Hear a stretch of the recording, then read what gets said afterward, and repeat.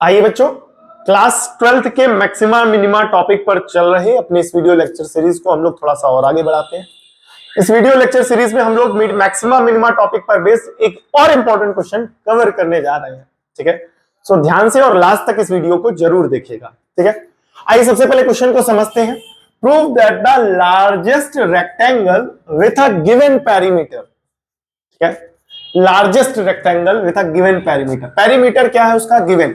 सो ऐसे क्वेश्चन में जहां पर कोई वैल्यू दी नहीं जाती, बोल दिया जाता है गिवन है, वहां पर उसकी वो जो वेरिएबल होता है या वो जो चीज गिवन होती है उसको एज अ कांस्टेंट कंसीडर किया जाता है। तो यहां पर क्वेश्चन में क्या बोलना है? गिवन पेरीमीटर, यानी पेरीमीटर जो है वो गिवन है। यहां पर पेरीमीटर किसका काम करेगा? कांस्टेंट का काम करेगा। किसका काम करेगा? कांस्टेंट का काम करेगा। ये देखते हैं, समझते हैं। ठीक है, सो मान करके चलिए पेरीमीटर इज गिवन, मान के चलो पेरीमीटर दिया गया है। सो पेरीमीटर मान करके चलो, अगर आपको दिया गया 14 सेंटीमीटर, मान के चलिए फॉर एग्जांपल। सो ऐसे तो बहुत सारे रेक्टेंगल बन सकते हैं जिनका पेरीमीटर कितना हो? 14। ऐसे बहुत सारे रेक्टेंगल बनाए जा सकते हैं, आप खुद सोचिए, ऐसे बहुत सारे रेक्टेंगल बन सकते हैं ना जिनका पेरीमीटर क्या हो? 14। ठीक है, लेकिन हमें उस पेरीमीटर का डिस्कशन करना है जिसका एरिया क्या हो? With prove that the largest rectangle, rectangle largest हो। रेक्टेंगल लार्जेस्ट कब होगा? जब उसका एरिया मैक्सिमम होगा। क्या होगा? मैक्सिमम एरिया होगा। ठीक है, तो हम मानते हैं कि हमें ये जो रेक्टेंगल दिया गया है, ये मान के चलिए ये वाला रेक्टेंगल दिया गया एक मिनट, हमें एक रेक्टेंगल दिया गया है। ठीक है, ये ए बी सी डी, ये रेक्टेंगल दिया गया और इस रेक्टेंगल का क्या दिया गया? पेरीमीटर। तो सबकी पेरीमीटर मान करके चलिए सेम है, लेकिन ये रेक्टेंगल जो है इसका पेरीमीटर तो सेम है, वही है, लेकिन इसका एरिया क्या है? सबसे ज्यादा। अलग अलग जितने भी बने हैं सबका पेरीमीटर वही है, बट सबका एरिया तो अलग अलग होगा ना। ठीक है, बट ये जो हमने बनाया जिसपे हमें काम करना है उसका एरिया क्या है? सबसे ज्यादा। ऐसा कंसीडर करके चलते हैं। ठीक है, सो ध्यान से देखिएगा। तो हमें ये प्रूफ करना है, अगर ये लार्जेस्ट रेक्टेंगल हो, लार्जेस्ट रेक्टेंगल का मतलब इसका एरिया सबसे ज्यादा हो। भाई रेक्टेंगल कब सबसे बड़ा, लार्जेस्ट कब बनेगा? तो उसका एरिया सबसे ज्यादा हो। ठीक है, सो यहां लार्जेस्ट रेक्टेंगल है विद अ गिवन पेरीमीटर। ठीक है, इज स्क्वायर, मतलब अगर इस पेरीमीटर का सबसे बड़ा ट्राइंगल रेक्टेंगल बनाया जाएगा, गिवन पेरीमीटर का अगर सबसे बड़ा रेक्टेंगल बनाया जाएगा, तो वो जो रेक्टेंगल होगा वो एक क्या होगा? स्क्वायर होगा। पिछला क्वेश्चन का जो वीडियो है उसको देख के आइएगा, तो ये क्वेश्चन आपको थोड़ा ज्यादा समझ में आएगा। ठीक है, तो उसका पेरीमीटर क्या होगा? अगर सबसे गिवन पेरीमीटर का सबसे बड़ा रेक्टेंगल बनाया जाए तो वो स्क्वायर होगा। तो मान करके चलिए ये एक रेक्टेंगल है, तो इसकी लेंथ हमने मानी कितनी? x, और ब्रेथ कितनी मानी हमने? y। अब ध्यान से सुनिएगा, पेरीमीटर ऑफ रेक्टेंगल का फॉर्मूला होता है 2l plus b. Perimeter of rectangle, rectangle कैसा भी हो, कहीं का भी हो, उसके पेरीमीटर का फॉर्मूला तो यही रहेगा ना, 2l प्लस बी। ठीक है, तो अब यहां पर पेरीमीटर हो गया p, 2l कितना बेटा? x, और b कितना है? y। ठीक है, ये आपकी आ गई इक्वेशन नंबर फर्स्ट। ठीक है, लेकिन यहां पर हमारे पास दो वेरिएबल है, एक है x और दूसरा है y। तो आइए, यहां पर पेरीमीटर गिवन है तो पेरीमीटर कांस्टेंट का काम करेगा। 2 यहां मल्टीप्लाई हो रहा तो यहां p को 2 से डिवाइड करा देंगे, तो बनेगा x प्लस वाई। इसे y की वैल्यू निकालिए, तो प्लस x को आप इधर भेज देंगे, तो इसे जब आप y की वैल्यू निकालेंगे तो बनेगा p upon 2 minus x। Equation number कौन सी बन जाएगी आपकी? ये सेकेंड।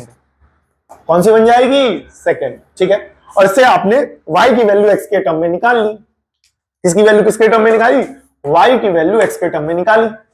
अब लार्जेस्ट रेक्टेंगल के लिए उसके एरिया को मैक्सिमम प्रूफ करना है, तो रेक्टेंगल के एरिया का फॉर्मूला क्या होता है? एरिया ऑफ रेक्टेंगल का फॉर्मूला होता है लेंथ इंटू ब्रेथ। सो ए हो गया, लेंथ हो गई x, और ब्रेथ कितनी हो गई? y। ब्रेथ कितनी हो गई बेटा? y। सो हमने यहां पर लेंथ की वैल्यू रख दी और ब्रेथ की वैल्यू रख दी। ठीक है, तो ये आपकी एक ही इक्वेशन बनी, या एक ही एरिया की इक्वेशन बनी जिसे आपको मैक्सिमम प्रूफ करना है। बट यहां कितने वेरिएबल है? दो। एक वेरिएबल है आपका x और दूसरा वेरिएबल है आपका y। तो या तो y को x के टर्म में रखो और या तो x के y के टर्म में रखो। बिकॉज मैक्सिमा मिनिमा के कॉन्सेप्ट में आपको पता होना चाहिए कि जिसको मैक्सिमम या मिनिमम प्रूफ करते हैं, जब उसकी एक्सप्रेशन बनाते हैं तो उसमें एक ही वेरिएबल होना चाहिए, या तो x या तो y। और यहाँ कितने वेरिएबल हैं? दो, एक है x, दूसरा है y। तो या तो y को x की टर्म्स में सब्स्टिट्यूट कर दो और या तो x को y के टर्म में सब्स्टिट्यूट कर दो। इसलिए हमने पहले ऑलरेडी y की वैल्यू निकाल रखी है और y की इस वैल्यू को उठा करके यहां रखेंगे, जिससे ये पूरी एक्सप्रेशन x में कन्वर्ट हो जाएगी। तो आइए देखते हैं, लिखेंगे by equation second and third. By equation second and third रखते हैं तो a बराबर हो जाएगा x और यहां आ जाएगा y, और y की इस वैल्यू को यहां रखेंगे तो ये बनेगा p/2 माइनस का x, और x की अंदर मल्टीप्लाई कराएंगे एक बार इससे एक बार इससे, तो a बराबर बनेगा p/2 of x minus x square, और ये आपकी इक्वेशन नंबर बनेगी 4। कौन सी बनेगी बेटा? 4। तो ये आ गया हमारा एरिया का फॉर्मूला। ठीक है, एरिया का फॉर्मूला ये भी है x इंटू वाई, और एरिया का फॉर्मूला ये भी है, या एरिया इसके भी बराबर है इसके भी बराबर है, बट दोनों में डिफरेंस क्या है? दोनों में डिफरेंस ये है कि यहां पर दो वेरिएबल है x और y, और यहां एक वेरिएबल है x, देखिएगा। और यहां पर ये जो p आ रहा है, ये p किसका है? किसका काम करेगा? कांस्टेंट का, क्योंकि ये गिवन था। अब जो जब कोई भी चीज गिवन होती है तो वो चीज उतनी ही रहती जितनी गिवन है, यहां पर p कांस्टेंट का काम करेगा। ठीक है, अब आइए, अब जिसको मैक्सिमा या मिनिमा प्रूफ करना है उसकी इक्वेशन बन गई, वो भी एक वेरिएबल के टर्म में। तो आइए डिफरेंशिएट करते हैं both side with respect to x। तो ये बनेगा dA/dx बराबर p/2, x का डिफरेंशिएशन 1 माइनस एक्स स्क्वायर का डिफरेंशिएशन 2x। इसको थोड़ा सा और सिंप्लीफाई करेंगे तो dA/dx जो होगा, p/2 को 1 से मल्टीप्लाई कराएंगे p/2 माइनस का 2x, और ये आपकी इक्वेशन नंबर कौन सी बन जाएगी? 5। फिर इसके बाद लिखेंगे now again differentiating both side with respect to x। तो dA/dx का डिफरेंशिएशन दोबारा जब किया जाएगा तो बनेगा d2A/dx टू p/2। 2 एक नंबर है, नंबर एक कांस्टेंट है, और p गिवन था तो p कांस्टेंट है, तो ये पूरा कांस्टेंट हुआ, तो इस वजह से कांस्टेंट का डिफरेंशिएशन क्या होगा? 0। फिर माइनस का 2 और x का डिफरेंशिएशन क्या होगा? 1। तो ये बनेगा d2A/dx2 बराबर माइनस का 2, और ये आपकी इक्वेशन नंबर कौन सी बन जाएगी? 6। तो आप देख रहे हैं सेकंड डेरिवेटिव जो है वो माइनस का 2 आ रहा है, यानी 0 से छोटा, पहली बात। दूसरी बात आप ऑब्जर्व करिए, यहां पर x है ही नहीं, और कॉन्सेप्ट क्या कहता है? फर्स्ट डेरिवेटिव को 0 के बराबर रखो और x की उस वैल्यू को उठा करके कहां रखो? सेकंड डेरिवेटिव में। अब सेकंड डेरिवेटिव में x है ही नहीं, it is independent of x, इसमें x है नहीं, तो ये अब यहां पर आप वैल्यू कहां से रखोगे, कैसे रखोगे? ऐसी सिचुएशन में अगर किसी भी एक्सप्रेशन में मैक्सिमा मिनिमा के किसी भी क्वेश्चन में अगर ऐसी सिचुएशन बनती है तो फर्स्ट डेरिवेटिव को 0 के बराबर करके x की जो भी वैल्यू निकलती है उसी पॉइंट पर फंक्शन को अगर निगेटिव आ रहा है तो मैक्सिमम मान लिया जाता है, और अगर पॉजिटिव आ रहा है तो मिनिमम मान लिया जाता है। ठीक है, तो इसके बाद क्या लिखेंगे? x की वैल्यू निकालेंगे। थोड़ा सा ध्यान से देखिएगा, यहां पर एक डाटा हम लोग लिख लेते हैं, काम का है। y is equals to p/2 minus का x, ये हमारे काम का है। ठीक है, और ये बना रखा है आपका इक्वेशन नंबर सेकेंड। आगे ध्यान से देखिएगा। ठीक है, तो आप क्या करेंगे? y की वैल्यू निकालेंगे और y की वैल्यू x की वैल्यू निकालेंगे, और x की वैल्यू के निकालने के लिए for the value of x की वैल्यू कब निकलेगी? जब फर्स्ट डेरिवेटिव यानी dA/dx जो होगा वो किसके बराबर होगा? 0 के। सो dA/dx ये रहा, p/2 माइनस का 2x बराबर में 0, माइनस का 2x इधर ले आएंगे, सो p/2 is equal to 2x। तो यहां मल्टीप्लाई हो रहा, उधर भेज दोगे डिवाइड, तो x कितना आ जाएगा बेटा? x आ जाएगा p/4, और ये आपका इक्वेशन नंबर बनेगा 7। तो x की ये वैल्यू आ गई। x की वैल्यू आई कि नहीं आई? तो x की वैल्यू तब आई है जब आपने फर्स्ट डेरिवेटिव को किसके बराबर किया है? 0 के बराबर किया है। किसके बराबर किया है? 0 के बराबर किया है। अब x की इस वैल्यू को उठा करके कहां रखेंगे? सेकंड डेरिवेटिव में। अब सेकंड डेरिवेटिव में x है नहीं, वो ऑलरेडी इंडिपेंडेंट ऑफ x है, पहली बात। दूसरी बात ऑलरेडी निगेटिव है, तो इसका मतलब ये हो जाएगा कि as g2a d2a upon dx2 is less than 0, 0 से छोटा है बिकॉज वो माइनस है।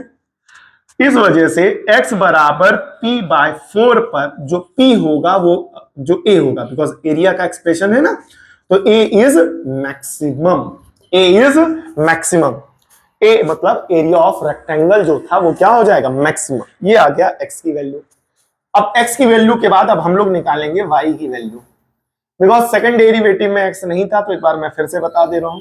ऐसी सिचुएशन में फर्स्ट डेरिवेटिव को 0 के बराबर करके x की वैल्यू तो निकालते हैं, और इसी पॉइंट पर अगर सेकंड डेरिवेटिव नेगेटिव होता है तो मैक्सिमम मान लिया जाता है, और पॉजिटिव होता है तो मिनिमम मान लिया जाता है। क्योंकि यहाँ पर x था नहीं तो इसलिए x की वैल्यू रखनी नहीं पड़ी, बट पॉइंट तो पता करना पड़ेगा ना कि कहां पर है, तो इसलिए फर्स्ट डेरिवेटिव को 0 के बराबर किया, x निकाल लिया, और x की इसी वैल्यू पर इसको मैक्सिमम मान लिया जाता है। अब x की इस वैल्यू को उठा करके यहां रखेंगे, तो x की वैल्यू आई है, इक्वेशन नंबर कौन सी है, सो बाय 7, ठीक है, एंड वहां पर सेकंड वाले से, सो y बराबर p बाय 2 माइनस एक्स, और x कितना आया बेटा, p बाय 4, y बराबर एलसीएम लेंगे क्या आएगा, 4, 4 को 2 से डिवाइड किया 2 यानी 2p माइनस 4 को 4 से डिवाइड किया 1, 1 इंटू p, 2p में जब 1p हटा दोगे तो बनेगा p बटा 4, p बटा 4, और ये बन जाएगी आपकी इक्वेशन नंबर कौन सी बेटा, 8। अब देखिए इक्वेशन नंबर 7 देखिए, x कितना आ गया, p बाय 4, और y कितना आ गया, p बाय 4, सो लिखेंगे by 7th and 8th, x is equals to y is equals to p by 4। x और y बराबर आ गए कि नहीं बराबर आ गए, और x क्या था, इस रेक्टेंगल की लेंथ, और y क्या थी, इस रेक्टेंगल की ब्रेथ, और दोनों बराबर आ गए यानी p बाय 4 आ गए। तो ऐसी सिचुएशन में जब किसी भी रेक्टेंगल की लेंथ और ब्रेथ बराबर हो जाए, सेम वैल्यू आ जाए, आप देख रहे हैं सेम वैल्यू आ रही है, तो अगर सेम वैल्यू आ जाए तो उस कंडीशन पे वो रेक्टेंगल क्या हो जाता है, स्क्वायर हो जाता है। तो यहां से प्रूफ हुआ, यहां से प्रूफ हुआ क्या, therefore the rectangle is a square, ठीक है, the rectangle is square because length of rectangle is equals to breadth of rectangle. इसका मतलब ये हो गया x किसके बराबर है, y के, और x y के बराबर है तो लेंथ ब्रेथ के बराबर हुई, और लेंथ ब्रेथ के बराबर हुई तो रेक्टेंगल क्या बन गया, स्क्वायर। ठीक, आई होप ये जो क्वेश्चन है ये आपको अच्छे से समझ में आया होगा, इसका सॉल्यूशन समझ में आया होगा। अगर इस वीडियो से अगर आपने कुछ अच्छा सीखा है तो कोशिश कीजिएगा इस वीडियो को लाइक करने की। अगर आप अपने भाई बहनों की, दोस्तों की मदद करना चाहते हैं, वो भी कुछ अच्छा सीखे पढ़े, तो उन तक इस वीडियो के लिंक को या इस चैनल के लिंक को जरूर शेयर करिएगा, ताकि आने वाले बोर्ड एग्जामिनेशन में अपनी तैयारी, अपने कॉन्सेप्ट्स और अच्छे से क्लियर कर सके, तैयारी अपनी और अच्छी कर सके। ठीक है, मिलते हैं नेक्स्ट वीडियो लेक्चर सीरीज में, तब तक के लिए जय हिंद।